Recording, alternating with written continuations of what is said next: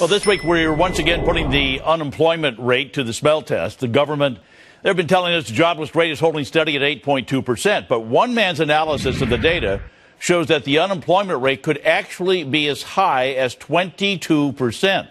So can we trust the data coming out of Washington on, well, from unemployment to inflation to all kinds of economic measures?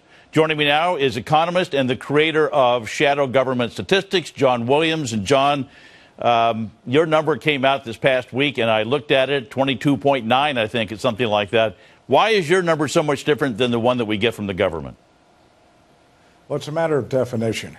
If you went around the country and asked everyone whether or not he or she was unemployed, the average guy will give you a quick response. Doesn't have to think about it. Most people have a very solid opinion on that. The problem is that you'd get a much higher unemployment rate if you based it on such a survey as opposed to what the government puts out due to definition. The government actually puts out 6 measures of unemployment. Their headline number, the U3 unemployment rate, has people needing and wanting a job and willing and able to take a job. But the defining factor, what differentiates, is that the people in the headline unemployment have looked for work in the last 4 weeks. If people haven't found jobs, if they've been looking for a while and they give up looking for work because there aren't jobs to be had, the government no longer counts them in the headline number. It'll count them as a discouraged worker if they have looked for work in the last year, but not the last 4 weeks. That gets counted in the government's broadest measure, which is called U6. That also includes people working part-time for economic reasons. They can't find a full-time job. That U6 number is up at 14.9%, where the headline number is at 8.2%. But back in 1994, discouraged workers were counted forever. I mean, if you hadn't looked for work in the last 2 years, but you still were ready and able to take a job, you wanted a job, you considered yourself unemployed, the government counted you. It doesn't now.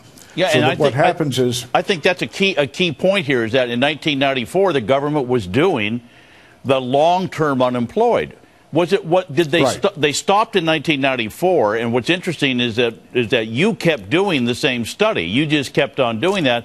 What was it because of the fact there wasn't long-term unemployed people out there? Is that why they stopped it? And today we have them again. I can't tell you why they stopped it, although there likely were political considerations because the whole series was revamped at the time. The data before 1994 are not comparable with the data after 1994. I estimate the long-term discouraged workers, those people that no longer are counted by the government, they move from being unemployed in the U3, then they move into the broader discouraged worker category in the U6. But after they leave U6, they're gone. I estimate the number, and you put that back in on top of the U6, you're looking at an unemployment rate around 23%, which is the high of the current cycle, or very close to it. It's the high of the post-World War II era. It's about 10 percentage points shy of what a comparable number would have been in the Great Depression. Yeah, and there's the chart, and you can see the bottom line is at 8.2%. Then that U6, like you said, I like to refer to them as the short-term discouraged workers, the ones that aren't looking anymore. And then your number up there. But what's troubling is that the U6 and your number are going up. They're not going down. That's right, because increasingly people are not able to find work, and they're falling into that discouraged or long-term discouraged category. It's a very bad circumstance.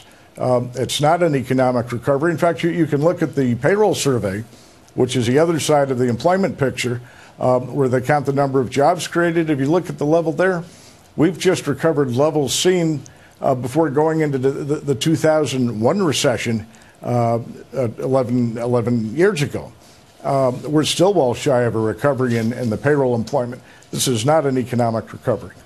One of the things every time this comes out on the first Friday of every month, a lot of people think there's some sort of political gamesmanship going on, especially when we're close to a presidential election.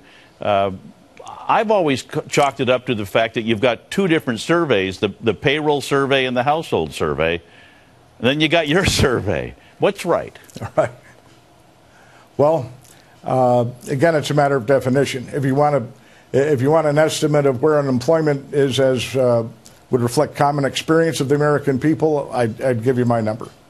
Yeah, I think your number is probably more accurate as well. You are an interesting guy, and I appreciate you so much. Shadow Government Statistics, John Williams, thank you so much for joining us.